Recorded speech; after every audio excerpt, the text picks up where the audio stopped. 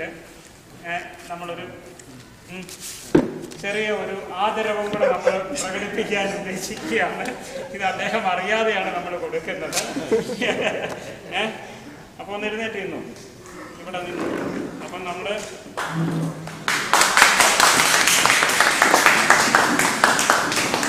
Okay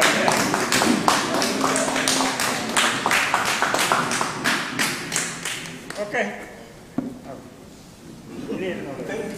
അത്രയും പ്രകടിച്ചില്ല.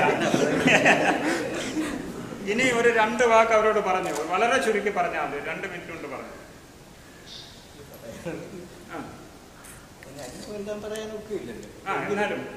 ഇവിടുന്ന് എന്തുകയിലും കൊണ്ട് നിങ്ങൾ പോകാവൂ. ഇതേ ഉള്ളൂ എനിക്ക് എല്ലാവരോടും അത് പറയാനുള്ളത്.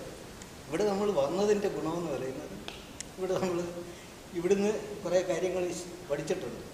ആ ദിനചര്യ ഒക്കുന്ന അത്രയായാലും തുടരണം എന്ന് മാത്രമേ ഉള്ളൂ.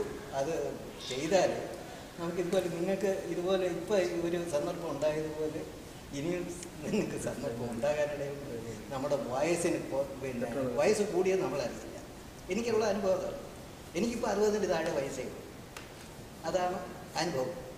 അപ്പോൾ ആ ഒരു ഇത് എല്ലാവർക്കും ആരോഗ്യം നിലനിർത്താൻ വേണ്ടി നമ്മുടെ പ്രകൃതി ജീവനവും പ്രകൃതി ഭക്ഷണവും ജീവനവും ഒന്നിച്ചു കൊണ്ടുപോകുക. അതുപോലെ നമ്മൾ മായം ഇല്ലാത്ത ഭക്ഷണങ്ങൾ കഴിക്കാൻ നമുക്ക് കിട്ടുന്ന എല്ലാ ഭക്ഷണങ്ങളും മായം. അത് പ്രകൃതി കൃഷി ചെയ്ത് പ്രകൃതി ഇതുണ്ടാക്കി അത് കഴിക്കും. അതായിരിക്കും ഏറ്റവും നല്ലത്. ഞാൻ കുറേ പ്രകൃതി കൃഷി തന്നെയാണ് ചെയ്യുന്നത്. ഞാൻ ചെയ്യുന്ന കൃഷി രീതി 0 ബഡ്ജറ്റ് നാച്ചുറൽ ഫാമിംഗ് എന്നുള്ള കൃഷി രീതിയാണ്. അതിൽ നിന്ന് നമുക്ക് കിട്ടുന്ന എല്ലാം ഒരു വിഷവും അംശമില്ല. ഇത് ചെയ്യാവുന്ന അത്ര ആളുകൾ ഇത് കണ്ടിന്യൂ ചെയ്യാൻ നോക്കും. ഇതേ ഉള്ളൂ എനിക്ക് പറയാനുള്ളത്.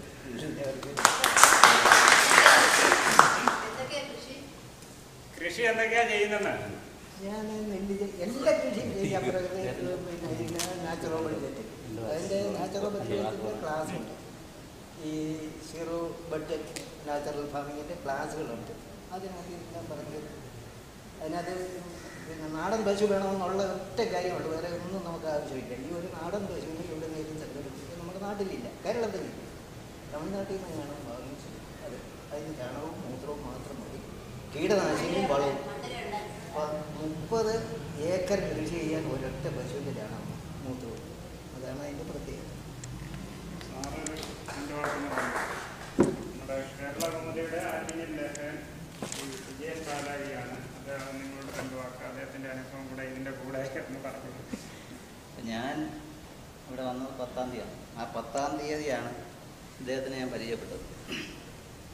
പരിചയപ്പെട്ട ആ നിമിഷം തൊട്ട് ഒരു പ്രത്യേക ഒരു സ്വഭാവം അല്ലെങ്കിൽ പ്രത്യേക എന്നെ വളരെ ആകർഷിച്ച ഒരു വ്യക്തിയാണ്. അങ്ങനെ ഞാൻ ഒരുപാട് കാര്യങ്ങൾ ചോദിച്ചറിഞ്ഞപ്പോഴത്തേക്ക് അദ്ദേഹത്തിൻ്റെ ജീവിതത്തിൽ അദ്ദേഹം നെൽകൃഷി സ്വന്തമായിട്ട് ചെയ്ത് അത് കുത്തി അരിയാക്കി തന്നെയാണ് കഴിക്കുന്നത്. നമുക്കൊന്നും പറ്റുന്നതല്ല. അപ്പോൾ അതുപോലെ തന്നെ യോഗ ചെയ്യുന്നത് രാവിലെ 4 മണിക്ക് എഴുന്നേറ്റ് അദ്ദേഹം യോഗ ചെയ്യുന്നത് കണ്ടാൽ നമ്മൾക്ക് അത്ഭുതപ്പെട്ടു. അതിനുശേഷമാണ് ഇവിടെ വന്നിരുന്ന് അദ്ദേഹം ഈ ക്ലാസ്സിൽ അറ്റൻഡ് ചെയ്യുന്നത്. ചെവി കേട്ടില്ല, എന്നാലും അതുകൊണ്ടാണ് ഞാൻ അറ്റത്ത് വന്നിരിക്കുന്നത്. പിന്നെ അദ്ദേഹത്തിൻ്റെ അനുഭവത്തിൽ രാഷ്ട്രീയത്തിൽ അദ്ദേഹം CPI ആണ് ഇറക്കിയപ്പോഴത്തേക്ക്. അപ്പോൾ അതിലൂടെ ഒരുപാട് സമര മുഖങ്ങളൊക്കെ അഭിമുഖീകരിച്ച ഒരാളാണ്. അപ്പോൾ ഞാനൊരു നിർദ്ദേശം വെച്ചു, അദ്ദേഹത്തിൻ്റെ ഇതുവരെയുള്ളൊരു അനുഭവം പറ്റുമെങ്കിൽ അദ്ദേഹം ഒരു ജീവിത കുറിപ്പായിട്ട് എഴുതണം. അപ്പോൾ അത് അദ്ദേഹം സമ്മതിച്ചിരിക്കുകയാണ്. ഇവിടെ നിന്ന് തന്നെ തുടങ്ങും എന്നാണ് അദ്ദേഹം പറഞ്ഞിരിക്കുന്നത്. വളരെ ഇഷ്ടപ്പെട്ട ഒരു ആളായതുകൊണ്ടാണ്. അതുപോലെ തന്നെ ഇപ്പോൾ 79-80ലേക്ക് പൊയ്ക്കൊണ്ടിരിക്കുകയാണ്. ഞങ്ങളൊന്നും ഇതുവരെ ഈ പരുവത്തിലൊന്നും എത്തില്ല, സാധ്യതയില്ല.